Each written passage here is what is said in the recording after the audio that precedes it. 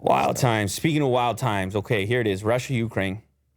Now, listen, this is obviously a totally different topic, but it's an important one. It's a thing going on in the world. And I mean, listen, I realize there's a lot of channels cover stuff like this, but there's got to be like a brief thing. A couple people asked me to talk about it. There's got to be like at least a brief for a guy like Mo as well.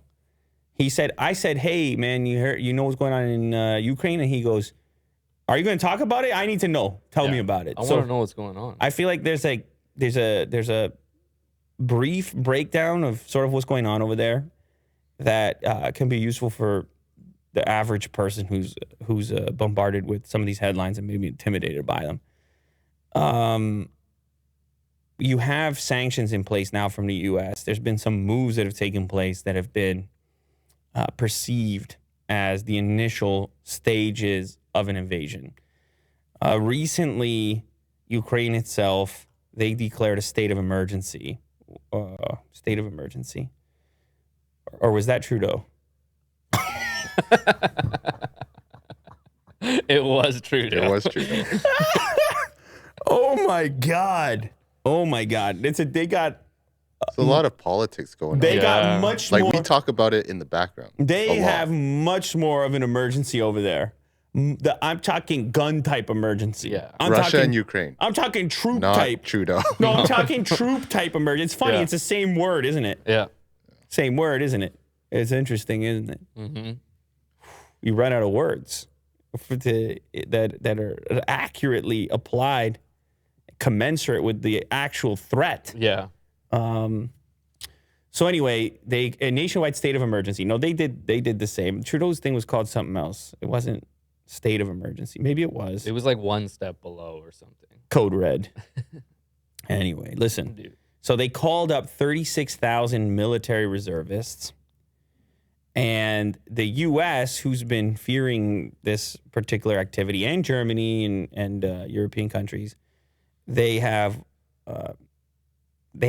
utilize sanctions in order to discourage the behavior. Right. So as the troops are approaching, there's these two areas on the Ukraine-Russia border that are seem to be the target for Russia. And they historically, like here's the thing, okay? You had the Soviet Union, and you have ethnically Russian people distributed across this variety of countries that had previously been a part of this one group of countries under Russia, previously called the USSR. And so some pockets are more Russian, let's say, Russian-speaking, right, Russian-aligned. Their culture is more... Sure. People would describe themselves as Russian. This whole thing sort of kicked off with the Crimea stuff a while ago. And it's specifically these regions that are in dispute. And even it appears the individuals there, you have some sentiment, some pro-Russian sentiment. However, those are not the recognized borders. You have things like NATO. You have countries that are against any type of warfare, invasion of any kind.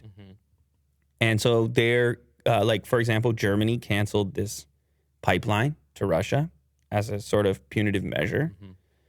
For the time being, the U.S. sanctions are targeting financial institutions. They say eventually they're going to be targeting individuals and individuals' assets, like, oligarch types, billionaire types. Yeah.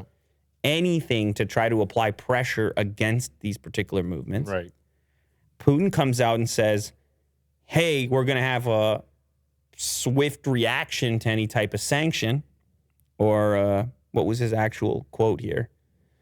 He said specifically here, Biden's remarks followed a fiery address from Russian President Vladimir Putin to the Russian public Monday evening when the leader announced he was recognizing the independence of two Russia-backed separatist areas in eastern Ukraine's Donbas region, the self-proclaimed People's Republic of Donetsk and Luhansk, which prompted a set of sanctions from Western countries, including Germany, halting approval for the major gas pipeline. Russia recently extracted all of their diplomats from Ukraine, from the embassy, consulate, etc.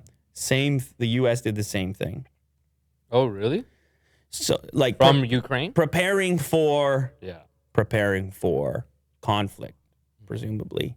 It doesn't mean that invasion is imminent, but it does, as these check boxes continue to get checked, like along the way, then movement towards invasion becomes more likely. Yeah. Until you see certain signs of de-escalation.